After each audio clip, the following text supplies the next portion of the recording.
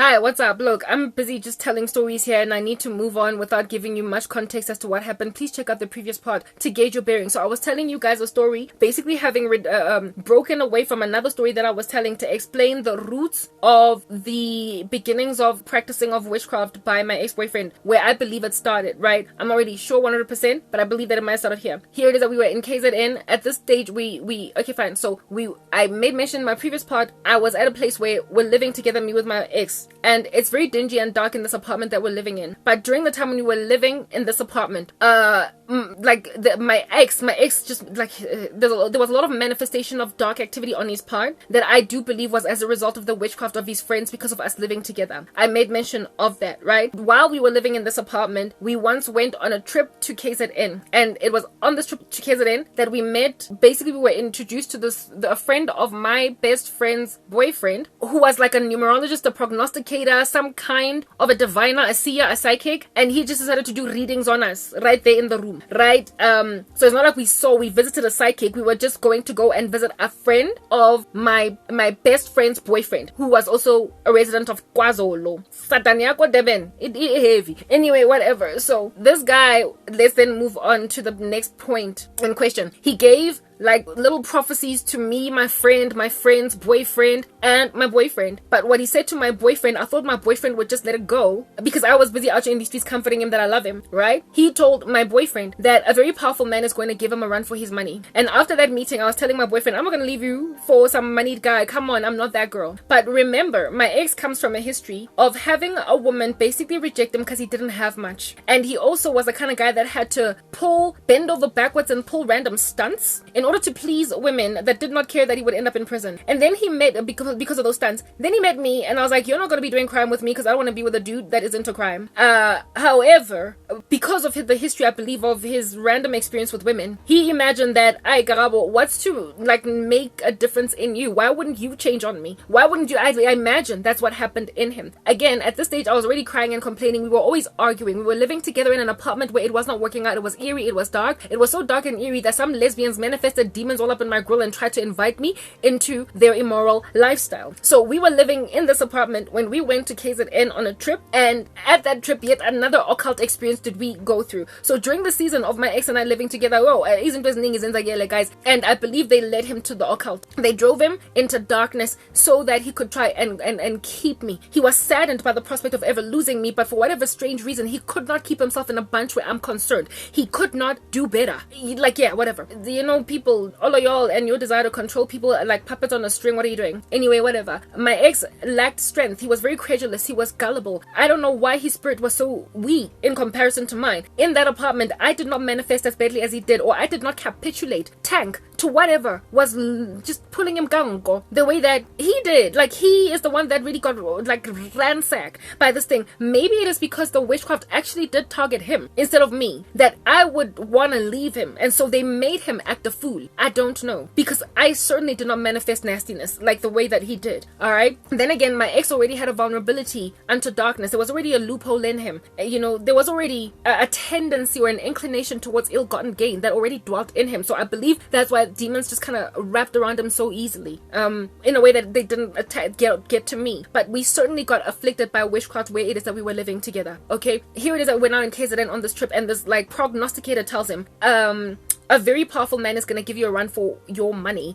And every time he looked at me, this prognosticator, he kept on being like, yo, hi, well, now we'll see you tomorrow. Whatever you're reading, I'll give it to you tomorrow when you come back to see us. We never went to see him again the next day. Frankly, I'm glad, because I was curious about what he wanted to say about me, but we just did not have time. The next day, it was time for us to go back to Joburg, and we did not quite have time to pass by his house that day. So I'm glad we didn't go back, because I don't know what in the world would have, I would have been taken down a rabbit hole. That was God, right? He prevented that meeting from happening. Okay, very well. Here it is. Then we go home, right? And I comfort my boyfriend immediately after that random Satanist guy says what he says to us. And I'm like, I'm not leaving you. But remember, my ex has got a history of women just being irresponsible. But have I ever been irresponsible? I'm your ride or die. And on top of that, I've never cheated on you. You're the one that cheated on me twice with those random females. And those are the only times I remember. I could find out. It might have even been more. So why would I leave you for another man? Then again, my ex was currently dropping at that stage the ball so badly that he imagined that, ooh, lo uzongishiya. He didn't want to lose me. He didn't want to lose me, but he was not pulling his weight that he might not have to. He was being pulled so to and from. Yes, spiritual manipulation, guys. Like, I managed lalagabat. Anyway, whatever. So he was dragged like gango by something satanic. This man of mine. Anyway, whatever. So here it is at KwaZulu. This happens. I thought he let it go. I imagined he let it go, but I believe that was the beginnings of his sorcery. I made mention in the previous part about how it is that I never thought that my ex would ever turn to witchcraft, because there was this friend of his that was subjugated to the tyranny of it by his girlfriend, and he always used to tell us these horror stories of the things that his girlfriend was doing to him, and he just could not get out. And so when my ex would tell me these stories of his boy going through this, I imagined that he would never ever allow himself to be like that boy's girlfriend. The way that woman, her boyfriend with witchcraft thing, right? I imagine that my ex would never ever go out like that, because my oh my, like, whoa, my ex, my boy's girl is freaky, she's eerie, she's weird, she's one of those witch girls. I don't want to be one of those freaky eerie witch boys messing with my girl's future, messing with my girl's spirit. We're not doing it. We're gonna do things the natural way. Okay, very well. So yeah, that's where I find myself. But the devil knows how to lure people into the occult. Okay, so this thing is sitting banked in my ex-boyfriend's heart, and that whole trip go KZN was also cold. It was uncomfortable. My ex, like I told you, in comparison to other men, was not very strong materially.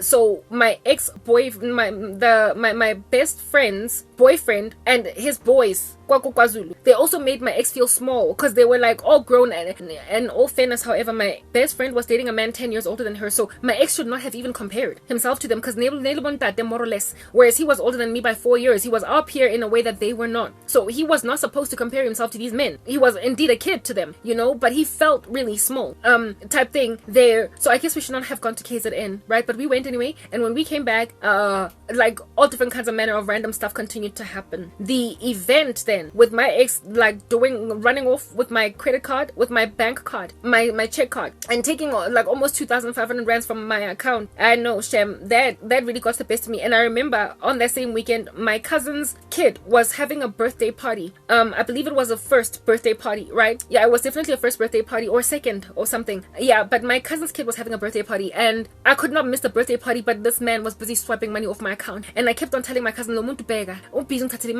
what in the world, look at this guy, like he's busy swiping my money. And I had to keep my cool for the sake of my niece, right? And my cousin, to be there for her, but at the same time my money is busy melting out of my account, and I keep on making calls on some like panic is like all over the show. My ex didn't come to the baby's birthday party because he was busy taking my money. Again, another event he missed that he was not supposed to be missing. For me, it was like, I cannot marry this guy. What in the world is going on? Here is a trial run and it's not working, blah blah. Yo guys, yes, my ex, yeah, after that event, I then made a decision. I told you guys that I went to the police and I changed my mind, because the police officer unconvinced me by saying, do you really want to arrest your darling? And I called the mom, and the mom also sort of kind of was like, I don't want another son in jail, and I felt bad for that. So for the sake of the mom, I basically did not arrest him. But then I broke up with him. He indeed paid back every last penny that he took from me. Oh yes, guys, that was not the only experience. He had also taken some money from my account right when we were living in that apartment. Yes, when we were living in that apartment, there are so many things that my ex did that for me it was like, yo, whatever. Like, I for the life of me, something was happening to this guy. Anyway, whatever. Very well. So that was the final straw for me. The money that he took from my account, that was the final straw. I even told my mom, I was like, it's over. And my mom was like, my mom, like, she liked him all the way to the end, even though he was like a monster. I don't know. He became a monster.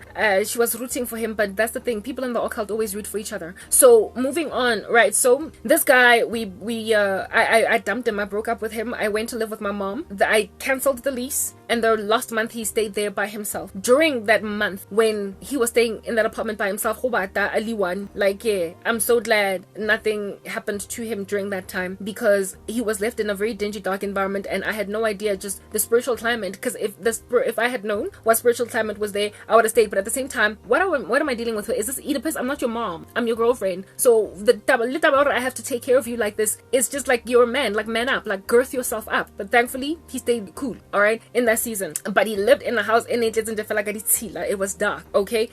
Anyway, whatever, like, spiritually. Anyway, y'all know. So during that season, then I reconnected with some guy from the past. I told you guys that, where, like, he had always wanted me. He would, like, from the past learnership that I was in, we stayed together together as friends, chatting over email, and he would find my email address and try to talk to me personally. I knew he liked me, but I was like, no, I have a boyfriend, and on top of that, I don't like guys with dreads. I spoke about that in my previous pod. He shaved his dreads. We became friends on Facebook. He invited me. When I saw how cute he was, I was like, ooh. So when he still continued to holler at me, call me up and whatnot, I was like, all right, maybe I need to give another guy a chance. Plus, this dude is starting, he's doing well in life. We started more or less at the same, we did indeed start at the same place, our careers, and now he's doing so well. He was like basically a boss guy over a whole bunch of people. His career was doing well. He was sharing an apartment with a friend. He had a roomie type thing. So for me, it was like, no longer do I have to deal with a guy that doesn't have his own apartment type thing, you know, like I can visit my man at his place type thing, blah blah. So I tried to give this guy a chance, and indeed I developed a real crush on him. I actually had actual feelings for this guy. I did like him. He couldn't kiss though, so that was like a total turn off. Moving on, I met with this dude, right? And this dude became a massive threat to my ex, because I was basically thinking of leaving my ex for this guy. We were broken up in this season, and I allowed myself to basically give this other guy a chance in that 1 month. And this other guy really had very strong feelings for me. Like, he was just he'd liked me from the time we were in the learnership. And when I gave him a chance, shame, I remember one time we spoke on the phone, he was like, yo, you know, during the time when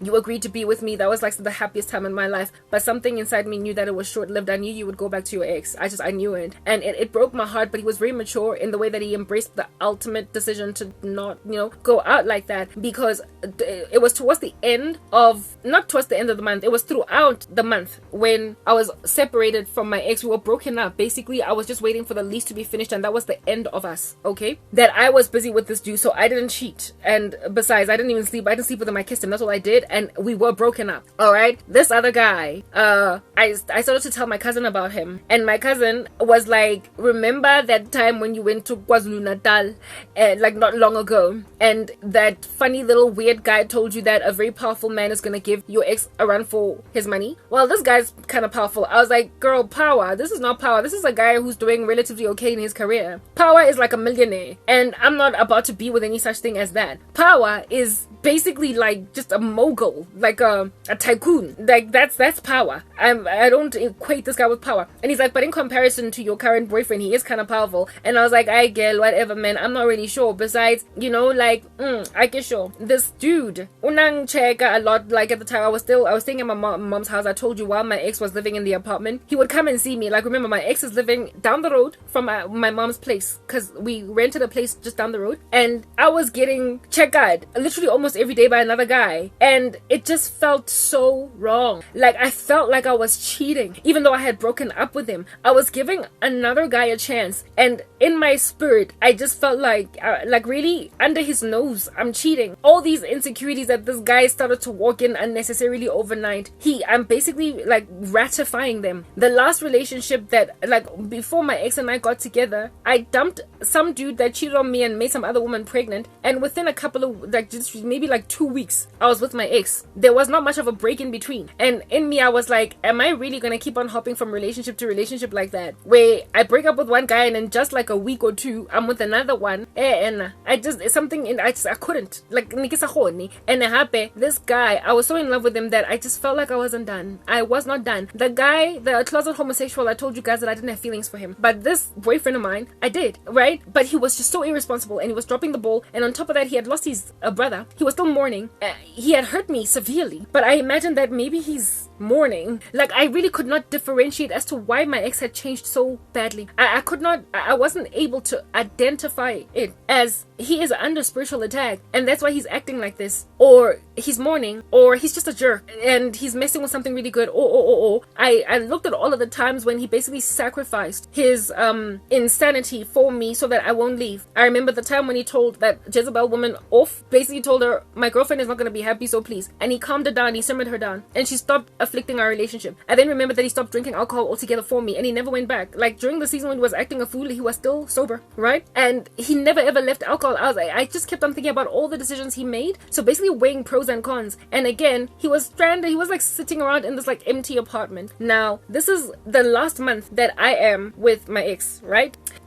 I'm thinking, here it is that I'm busy with this other guy, and busy one check. At some point, I went to go to this guy's place, and we hung out pretty much all night long, right? I never slept with him though, and again, the whole time I just felt so uneasy. I was like, hey, maybe I should wait a minute, because this guy's then gonna be a rebound. And on top of that, like I said, this guy couldn't. I hated it. He couldn't kiss, and his lips were very dry. And I was like, on top of that, he doesn't like. I was just constantly comparing him to my ex at that stage, right? On some, fine. So he might have all these other things, but yeah. Plus, my ex was very romantic. My ex was also he spoiled me quite a bit in the beginning of our relationship, and it appeared as if though he wanted to show me really the best of things. Insofar as like he just did not have many resources to do so. Whereas this other guy, he was not trying. He did not quite have the je ne sais quoi that my ex did. He didn't. He wasn't as romantic. And I remember one time being like, when we're hungry, let's just go to McDonald's. Why in the world do we have to go to like an important restaurant or whatever? And I was like, my ex and I had our first date at like a real normal good restaurant. As long as McDonald's. On top of that, this dude had a car, and he wanted me. Like I remember one time he used to live in Pretoria. Now he used to live in this neighborhood, but every so often he would be in Pretoria for whatever reason, and he would be like, when I'm in Pretoria, you know, you should be prepared to meet me halfway and sometimes drive there, because I don't want to have to pick you up and drop you off and whatnot. And I remember thinking, if my ex had a car, he would have not only picked me up and dropped me off, but he would have opened doors and closed them. He was just a lot more chivalrous. This dude just was not trained in that regard. I don't know who under heaven trained my ex that level of chivalry. He just had it in a way that his boys didn't have it. It's like it dawned on him. I don't know. He was well groomed, and I don't know by who or by what, but he just got it right. And for me, it was like, this is why I fell in love with him. And if I were to end up with this other guy, choose him over my ex, I would be doing nothing different from what that other girl that passed him up because he didn't have money had. I fell in love with this guy because he just got a lot of things right that many guys just don't. So after like, you know, a month of frolicking around with this random dude that was telling me McDonald's for our date and wanting me to drive all the way to Pretoria just to meet when I wanted to be picked up, and he was all about like, you know, 50-50, half-half. I was like, my ex might not be able to give me much, but he goes 100% of the way when I need stuff, if it is in his power to do so, to cater to me. So just the effort is enough for me to evidence the potential future that I have with this guy. Whether or not he has money is irrelevant. I've already seen what he can do without it. So he didn't compare, like even in the slightest. And like I said, he couldn't kiss. So that just like for me was a deal breaker. I was like, if you can't kiss, what else can't you do? So anyway, whatever. So I was like, no, no, I want like yeah. So he made me miss my ex. Like he caused me to miss my ex, and he caused me to feel like I was cheating on him, right? With this dude, I felt like I was robbing him. I felt wrong for doing what I did, even though we were broken.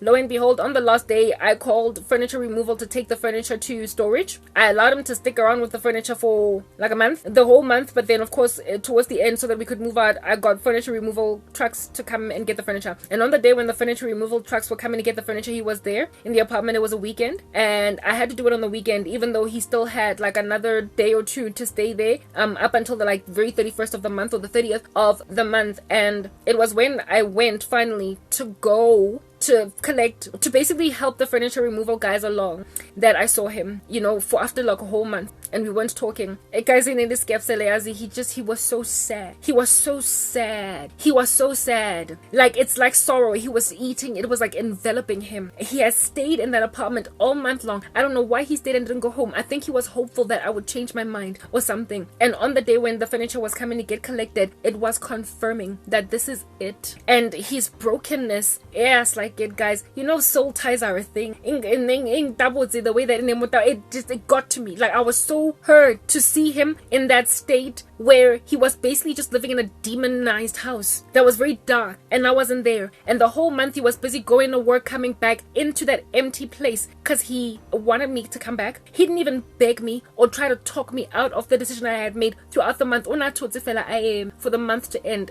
When I saw that, it ripped me into a million pieces. Here it is that I was busy making out with a guy, right, that I could not be with. He wanted to get down and dirty. I was not interested. I was like, it's gonna feel like cheating. And on top of that, goodness gracious, like, like, really, it's only been like what, a couple of weeks since I moved on from my ex, and I don't feel like I'm done. So I'm not gonna sleep with you, dude. Plus, I don't even know if I really want to be with you, right? So I had gotten myself all worked up with like some other dude that I could not be with, a type of establishment thing. So when I saw my ex looking like that, I made a decision to go to my mom's house. Shame.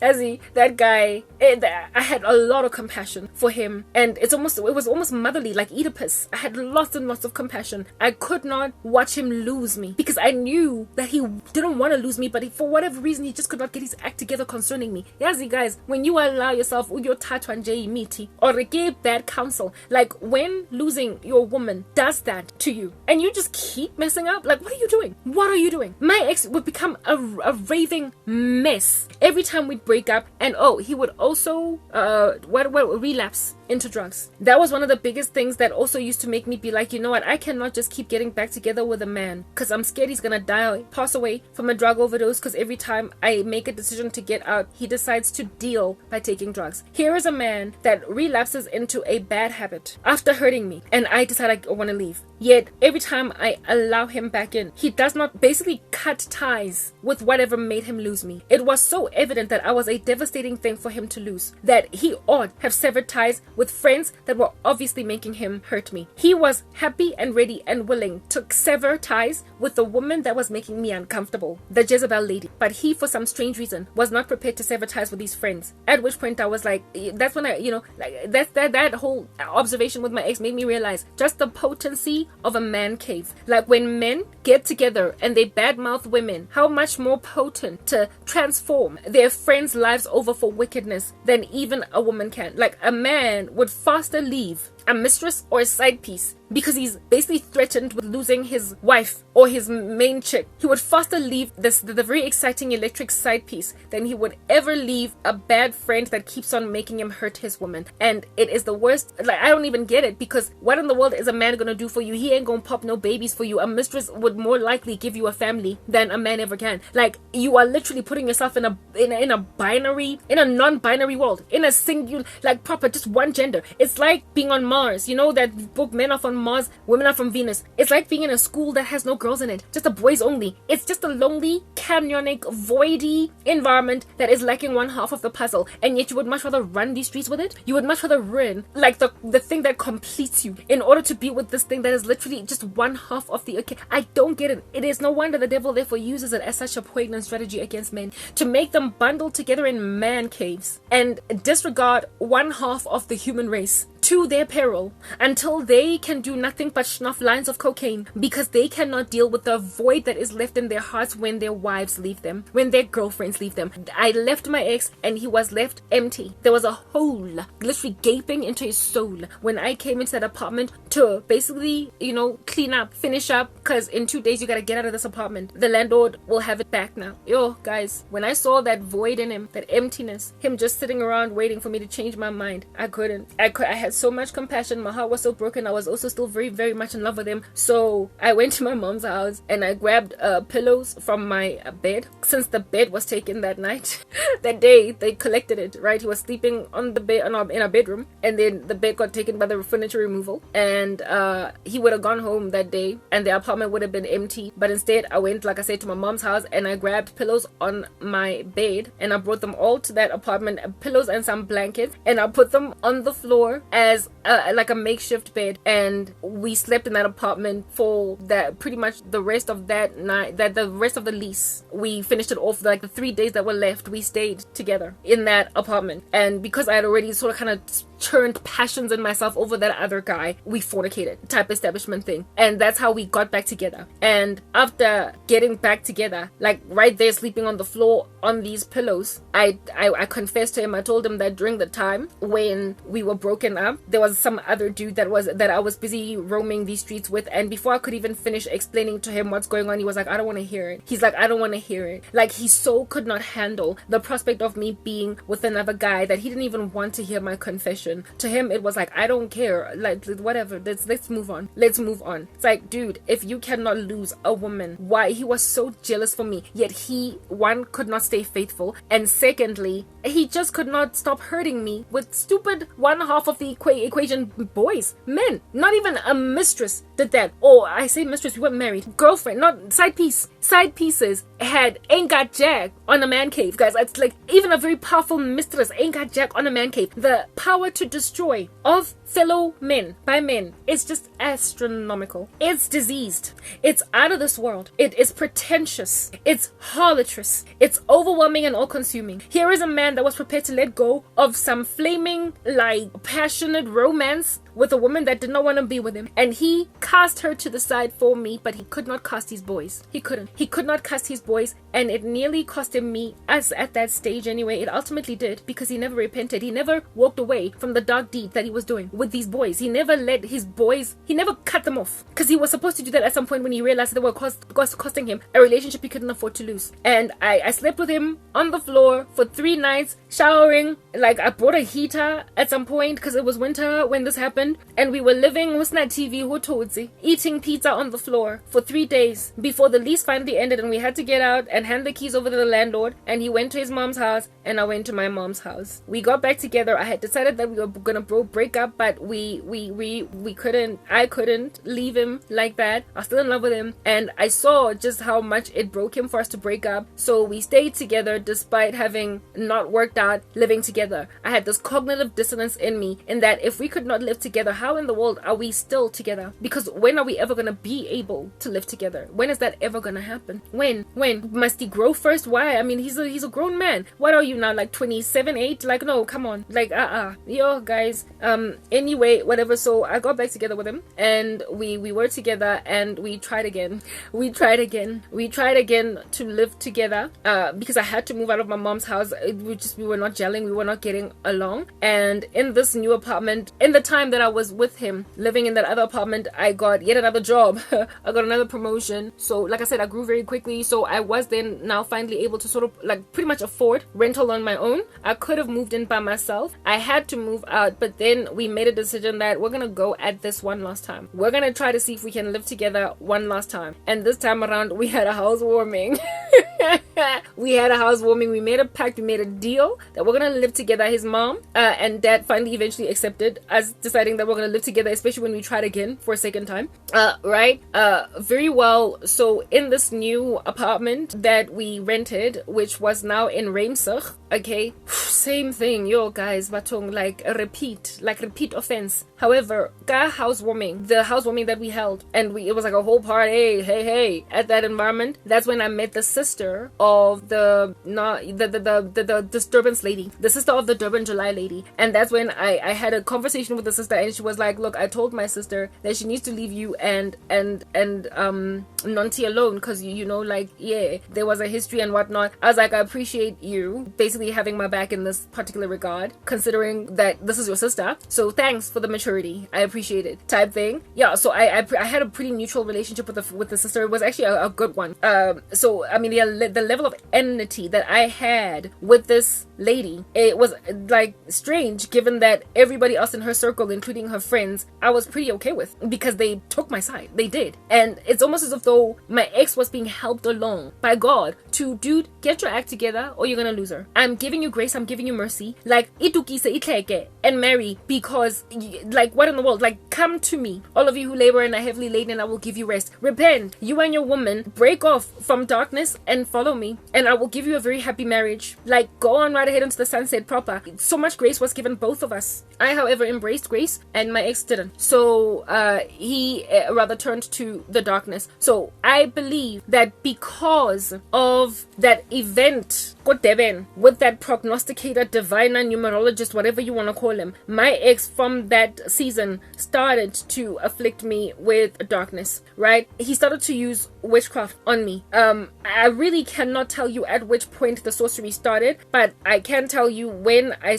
had dreams about him. It was when I now was living by myself in my apartment, because the third time around I was like, you know what, dude, I'm not living with you. I'm getting my own apartment. I can't live with my mom because we fight all the time.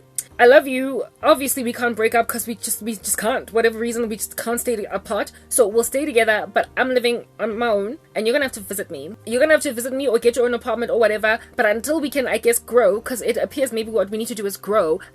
You're gonna have to live there, and I'm gonna live here, and then maybe, just maybe, one day in the future, we can become mature enough to live together. So you'll come visit me on the weekends and whatnot. But in this interim place, the apartment that we had the housewarming over, remember, the sister came over of this woman. Not only did my ex afflict me, still he continued to hurt me. He still continued to hurt me. Okay, like with disappearances all weekend long, not calling me or being short with me on the phone when I'm away and I'm homesick, and all I want to do is just talk with my man all day and what have you. He kept on messing up and messing up and messing up and messing up, and the same stunts that happened in the previous apartment happened again. And I was like, okay, like obviously it was clear that this thing was not so much in the apartment. The haunting was not in the apartment. It was in our relationship. There was something hurting us. I didn't know at the time. I'm only like, now that I'm looking in retrospect, right? Very well. So that's what's going on. This guy, this man that I was with, guys, man, oof, whoa. This time around, he hurt me,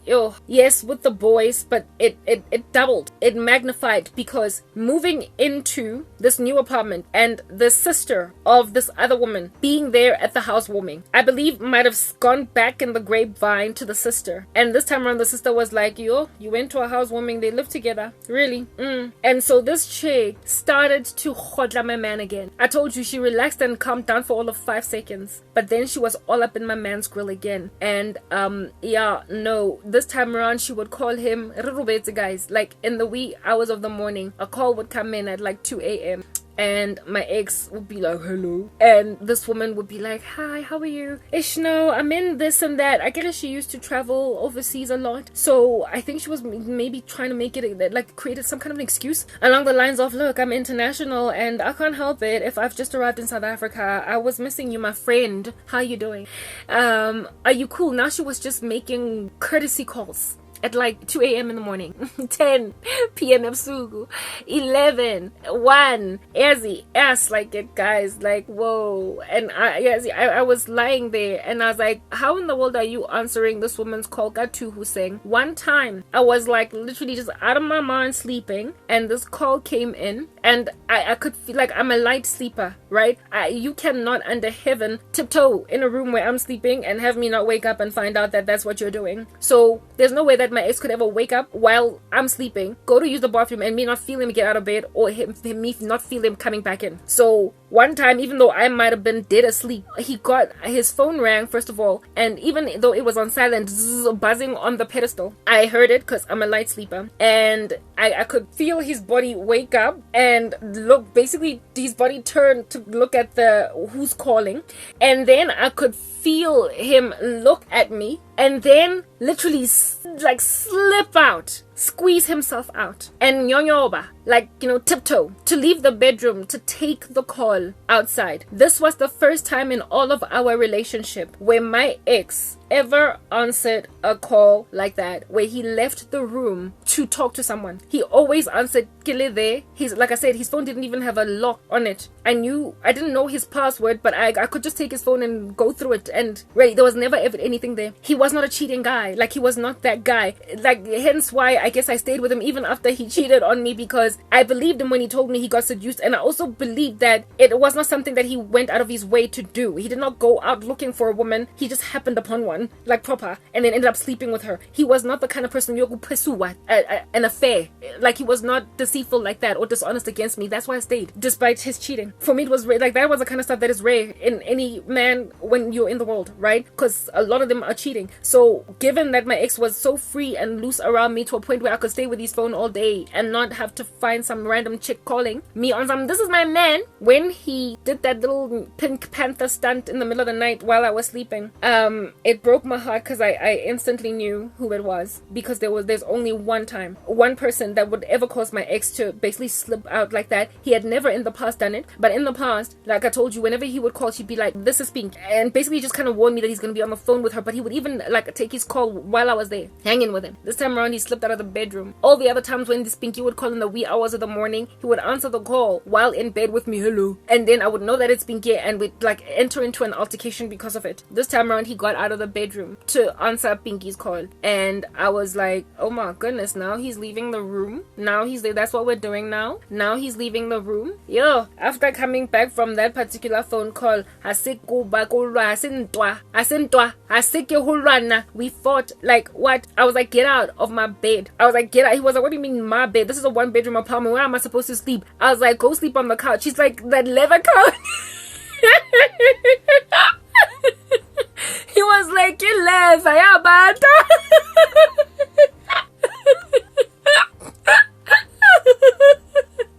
he was like, you want me to go and spend the night on a leather couch with like one blanket? I'm tired. We fought, like, as in physically. I was fighting him, but he was basically preventing me from fighting him, so he would never have laid a hand on me, right? So I was trying to like push him out of bed.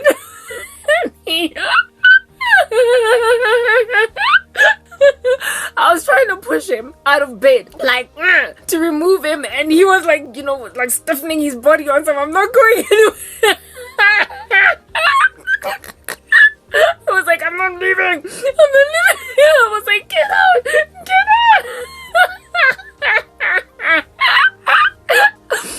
I kept trying to push him out of bed, and he was like, hey, I'm not going to sleep on that leather couch, Yabanda. That wrestle went on for like half an hour to 40 minutes until I finally fell asleep again. And he stayed in bed. He fought for his opportunity to sleep in bed. But the next morning, I basically told him, if you want me to walk out, like literally permanently from this relationship, you will keep at it with that woman. You need to tell her to stop calling you in the wee hours of the morning, or we're done. We're done. I had already threatened him in the past in that regard, right? And I was so upset. Like, that whole fight lingered for a whole week. Let's move to the next part, guys.